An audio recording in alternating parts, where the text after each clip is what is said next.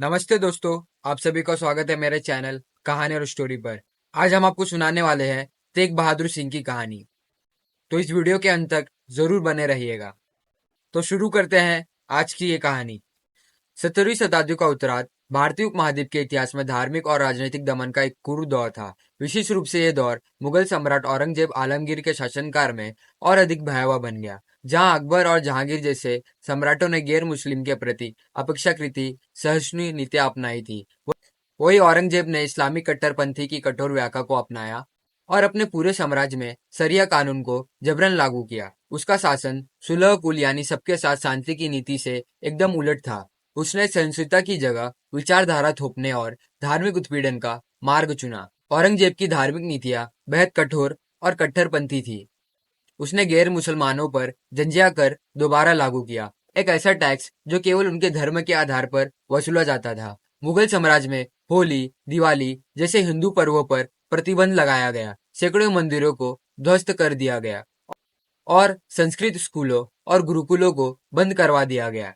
इतिहासकारों और फारसी इतिहासकारों जैसे काफी खान के लेख, साथ ही उस समय के अभिलेख और शिलालेख इस बात की पुष्टि करते हैं कि बनारस, मथुरा और सोमनाथ जैसी धार्मिक स्थलों पर मंदिरों को तोड़कर वहां मस्जिदें बनवा दी गई। औरंगजेब का उद्देश्य केवल राजनीतिक एकीकरण नहीं था, वो भारत को धार्मिक रूप से इस्लामी बनाने का सपना देख रहा था। विशेषकर उन इलाकों में जहां हिंदू बहुसंख्या में थे लेकिन मुगल सत्ता कमजोर थी, वहां उसने अपने सूबेदारों को जबरदस्ती धर्म परिवर्तन कराने के आदेश दिए। कई बार ये धर्मांतरण भय, दबाव और बल के प्रयोग के माध्यम से कराए गए। 1671 से 1675 के बीच में औरंगजेब की कट्टर नीतियों का सबसे भीषण प्रभाव देखने को मिला। कश्मीर की पवित्र भूमि पर कश्मीर, जो स्वयं परंपरा, वेदांत और बौद्ध, हिंदू तथा सूफी विचारधारों से उपजे एक अनोखे सांस्कृतिक संगम के लिए जाना जाता था, अब धार्मिक आतंक का शिकार बनने वाला था। 1671 में औरंगजेब ने कश्मीर का सूबेदार नियुक्त किया, जिसका नाम था इफ्तिखार खान। जहां पूर्ववर्ती शासकों ने कभी न कभी घाटी की संस्कृति विविधता को कुछ हद तक बनाए रखा था, वहीं इफ्तिखार खान ने कश्मीर में धार्मिक आतंक का नंगा नाच शुरू कर दिया। कश्मीरी हिंदू पंडितों की पारंपरिक स्मृतियों और ऐतिहासिक दस्तावेजों के अनुसार अनंतनाग, बारामूला और श्रीनगर जैसे पवित्र नगरों के मंदिर अपवित्र किए गए और उन्हें जमींदोज कर दिया गया। हिंदू धर्मग्रंथों को जब्त कर या तो फाड़ दिया गया या जला दिया गया। धार्मिक सभाओं पर प्रतिबंध लगाया गया। यज्ञ, पूजा पाठ, संस्कार सब पर रोक लगा दी गई। जबरन धर्मांतरण का सिलसिला शुरू हुआ, जिसमें हजारों हिंदुओं को इस्लाम स्वीकार करने पर मजबूर किया गया। हिंदू स्त्रियों का अपहरण किया गया, उन्हें जबरन मुसलमान बनाया गया या मुस्लिम पुरुषों से उनका शादी करवा दी गई या फिर स्थानीय अधिकारों के हरम में शामिल कर लिया गया। ब्राह्मणों को या तो जबरदस्ती मुसलमान बनाया गया या फिर वो छुपकर जंगलों और पहाड़ों में भागने को मजबूर हो गए। सैकड़ों परिवार कश्मीर छोड़कर पलायन कर गए। कई पंडितों को साफ साफ चेतावनी दी गई, या तो इस्लाम स्वीकार करो या मौत के लिए तैयार रहो। कश्मीर की पूरी प्रशासनिक व्यवस्था को एक हथियार की तरह इस्तेमाल किया गया। हिंदू धार्मिक जीवन को कुचलने के लिए एक सुनियोजित मुगल नीति के अंतर्गत ये सब हो रहा था। ये अचानक भड़की हिंसा नहीं थी, ये था दिल्ली दरबार द्वारा समर्थित एक व्यवस्थित सांस्कृतिक संहार। सन 1674 से 1675 तक कश्मीर में औरंगजेब के अत्याचार अपनी चरम सीमा पर पहुंच चुके थे। धार्मिक स्वतंत्रता को कुचल दिया गया था और ब्राह्मणों से उनकी आस्था छीन ली गई थी। राजकीय सहयोग पूरी तरह नदारद था और ऐसे हालत में कश्मीर के विभिन्न गांवों से लगभग 500 कश्मीरी पंडित, जो स्वयं परंपरा से जुड़े हुए थे, एक असाधारण निर्णय लेकर पंजाब की ओर रवाना हुए। इस दल का नेतृत्व कर रहे थे पंडित कृपाराम मदन, जो अपने समय के प्रतिष्ठित विद्वान और आध्यात्मिक गुरु माने जाते थे। ये यात्रा आसान नहीं थी। सैकड़ों किलोमीटर का लंबा सफर, दुश्मनों का डर और हर कदम पर मौत की आशंका, लेकिन उन्होंने हार नहीं मानी, क्योंकि उनके पास था सिर्फ एक उद्देश्य, अपने धर्म और संस्कृति की रक्षा। आखिरकार ये जत्था पहुंचा आनंदपुर साहिब, जहां विराजमान थे सिखों के 9वें गुरु श्री गुरु तेग बहादुर जी। गुरु जी को उनके ध्यान, शांति, काव्यात्मक वाणी और अन्याय के विरुद्ध निर्भय खड़े होने के लिए जाना जाता था। उन्होंने पंडितों का दुख गहराई से सुना और उन्हें न केवल सहानुभूति दी बल्कि आशा भी दी। पंडितों ने गुरुजी से हथियारों या प्रतिशोध की नहीं, बल्कि किसी ऐसे आत्मबल वाले व्यक्ति की याचना की जो औरंगजेब के सामने खड़े हो सके, जो जबरदस्ती धर्मांतरण से उन्हें बचा सके। गुरु तेग बहादुर जी ने यह चुनौती स्वीकार की। गुरुजी जानते थे कि इसका अंजाम क्या होगा, मृत्यु। लेकिन फिर भी वो डगमगाए नहीं। कुछ ही समय बाद उन्होंने दिल्ली की ओर कूच किया। साथ में थे उनके 3 परम भक्त और वीर सिख। जब गुरु तेग बहादुर जी ने अपने तीनों शिष्यों के साथ दिल्ली की ओर रवाना हुए, तभी रूपनगर के पास उन्हें मुगल सैनिकों ने घेर लिया।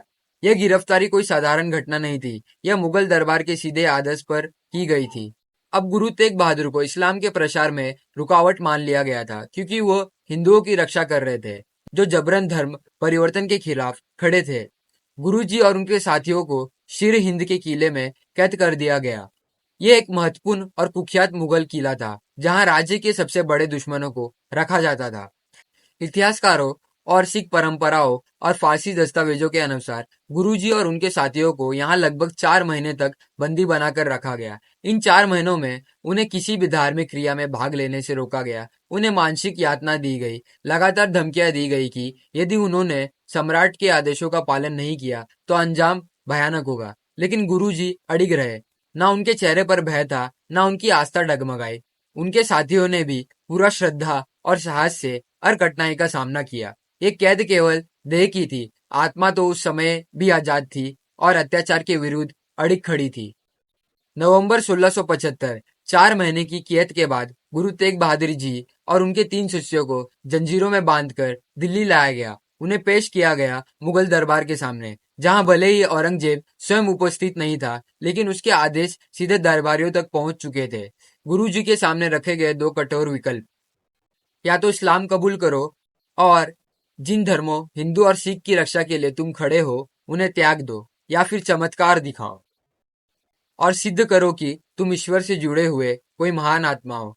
लेकिन गुरु तेग बहादुर जी ने इन दोनों मांगों को तुरंत अस्वीकार कर दिया। ना धर्म का त्याग किया और ना चमत्कार दिखाने का ढोंग। उन्होंने स्पष्ट कहा, सच्ची आस्था ना चमत्कार से सिद्ध होती है, बल्कि आत्मबल, अड़िग विश्वास और बलिदान से प्रकट होती है।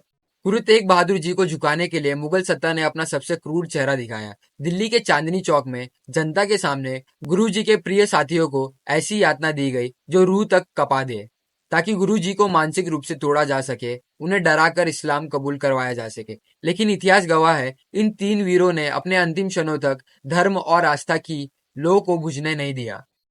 भाई मती दास, उन्हें 2 खड़ी लकड़ियों के बल्लियों के बीच कस कर बांध दिया गया। फिर उनके शरीर को सिर से कमर तक आरे से चीर दिया गया। इस भयानक पीड़ा के बीच भी उनके होठ जपजी साहिब का पाठ करते रहे, जब तक उनकी सांसें शांत नहीं हो गई।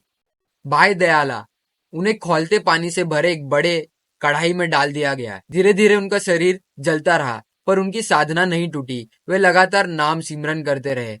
भाई सतीदास, गुरु जी के लेखाकार और समर्पित भक्त, उन्हें रुई में लपेटकर जिंदा आग लगा दी गई। शरीर जलता रहा, लेकिन उनके मुख से एक भी चीख नहीं निकली। वे दिव्य स्मरण में लीन रहे, शांत और स्थिर।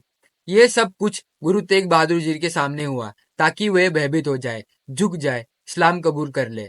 लेकिन गुरु जी एक चट्टान की तरह अड़िग रहे। ना आंखों में डर, ना चेहरे पर घबराहट, ना आत्मा में कोई संशय। उनकी चुप्पी ही उनका सबसे ऊंचा जवाब था, जिसमें छिपी थी संयम, साहस और आत्मबल की गूंज। 11 नवंबर 1675, वे दिन जब इंसानियत ने एक अद्भुत बलिदान देखा।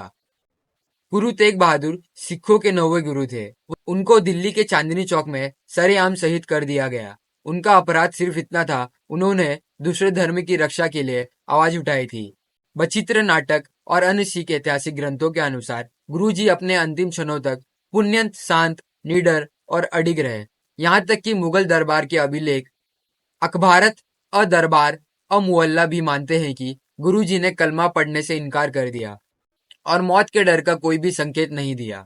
जब उनका शरीर देखा गया, तब उनकी पोशाक से एक जपमाला मिली, जिसमें एक पर्ची रखी थी, और इस पर्ची में ये लिखा था कि मैंने सिर दिया पर आस्था नहीं छोड़ी। ये केवल एक बलिदान नहीं था, ये था विश्व इतिहास में दर्ज पहला उदाहरण, जहां किसी ने अपने धर्म के लिए नहीं, बल्कि दूसरे धर्म की स्वतंत्रता के रक्षा के लिए प्राण त्याग दिए। गुरु तेग बहादुर जी की शहादत का स्थल दिल्ली का चांदनी चौक बाद में एक पवित्र स्मृति स्थल बना। जहां आज गुरुद्वारा शीशीगंज साहिब स्थित है। गुरु जी का बलिदान भले सार्वजनिक था, मगर उनके शरीर की रक्षा और अंतिम संस्कार एक गोपनीय और साहसी अभियान बन गया। गुरु जी के एक भक्त, एक साहसी व्यापारी लखी शाह वंजारा ने अंधेरे में चुपचाप गुरु जी का शरीर चुरा लिया। मुगलों को संदेह ना हो, इसलिए उन्होंने एक अद्भुत बलिदान दिया। अपने पूरे घर में आग लगा दी और उसी आग में गुरु जी के शरीर का सम्मान पूर्वक अंतिम संस्कार कर दिया। आज यही स्थान है गुरुद्वारा रकाबगंज साहिब, जो नई दिल्ली में संसद भवन के निकट स्थित है। उधर गुरु जी का विभिन्न शिष्य लेकर एक और वीर सेवक भाई जेठा, जिन्हें भाई जीवन के नाम से जाना जाता है, उन्होंने सैकड़ों किलोमीटर का जानलेवा सफर तय करते हुए आनंदपुर साहिब पहुंचे। वहां गुरु जी के शिष्य का पूरे सम्मान और श्रद्धा के साथ अंतिम संस्कार किया गया। आज वही स्थान गुरुद्वारा शीशगंज साहिब, आनंदपुर साहिब, गुरु तेग बहादुर जी की अमर गाथा का प्रतीक बन चुका है। गुरु तेग बहादुर की कथा हमें आज भी यह याद दिलाती है कि स्वाभिमान, स्वतंत्रता और सत्य के लिए कभी कभी प्राणों का त्याग भी आवश्यक होता है, और यही बलिदान उन्हें अमर बना देता है। तो आपको ये कहानी कैसी लगी, कमेंट में जरूर बताइएगा। अगर आपको ये कहानी अच्छी लगी और मेरी कोशिश पसंद आई तो हमारे चैनल कहानी और स्टोरी को सब्सक्राइब जरूर कीजिए और इस वीडियो को लाइक और शेयर जरूर कीजिए। जय हिंद, जय भारत।